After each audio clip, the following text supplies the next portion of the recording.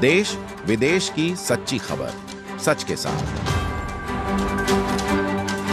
आप देख रहे हैं national India news. North Bengal के सिलीगुड़ी शहर में सिलीगुड़ी म्युनिसिपल कॉर्पोरेशन के मेयर ने इलाके के दौरे पर वो आए। आज सुबह सिलीगुड़ी पुरा निगम के मेयर गौतम देव, जलपाईगुड़ी के उपमंडल प्रशासक, सिंचाई विभाग के इंजीनियर और जिला परिषद सदस्य मनीषा रॉय, मेयर परिषद शोभा सुंबा, लाल टोंग चमका डांगी पहुंचे और राहत सामग्री वितरित की। सिंचाई विभाग की ओर से प्रयास किए जा रहे हैं कि सूखाग्रस्त तीस्ता में नदी बांध का काम चल रहा है, लेकिन तेज धारा के कारण बांध का काम बाधित हो रहा है। इस बीच कल रात 2 हाथियों के एक दूसरे का पीछा करने से स्थिति और भी खराब हो गई। मेयर ने कहा कि हम जनता के साथ हैं। उनके निर्देशन में मुख्यमंत्री ममता बनर्जी ने इलाके का दौरा किया। उन्होंने इस लुप्तप्राय लोगों से हर संभव हर तरीके से खड़े होने का संदेश दिया। लालटन সমুদ্রগীতে আমার সাথে জলপাইগুড়ি সদরের এসডিও সাহেব আছেন, জেলা পরিষদের সদস্য মনীষা আছে, আমাদের এমআইসি পুর নিগমের শোভা সুব্বা আছেন, এখানে ইরিগেশনের অ্যাসিস্ট্যান্ট ইঞ্জিনিয়ার এর নেতৃত্বে কাজ হচ্ছে। চিফ ইঞ্জিনিয়ার 2 দিন আগে এখানে এসছে। এখানে এই তিস্তা যে দুটো গ্রামকে একেবারেই গ্রাস করছে,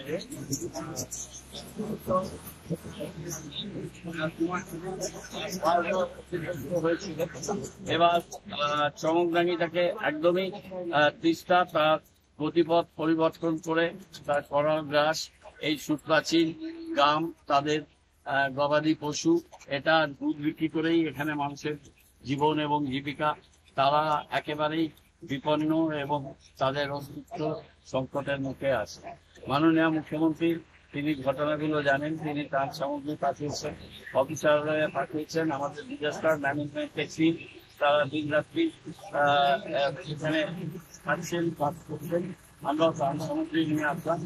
আর নদীভাবে কাজ হচ্ছে, কিন্তু তিস্তার এই খরস্রোতা তিস্তা জলের গতি এবং জল বানানো, এই নদী বাঁধকে নদী বাঁধটা আরো শক্ত করে করতে হবে। কিন্তু এই দুটো গ্রামের অস্তিত্বই প্রায় বিপন্ন, তাদের উন্মুক্ত, তারা এখন বিভিন্ন এখানে জন্মের কাছাকাছি তারা থাকার করা হচ্ছে, কিন্তু তাদের অন্যকে সরানোর প্রক্রিয়া এটা চলবে। কালকে এই প্রাকৃতিক দুর্যোগের মধ্যে দুর্ভোগের মধ্যে কালকে দুটো হাতি আজকে করেছে এলাকা, এখানে ভেতরে চিতাবাঘও আছে।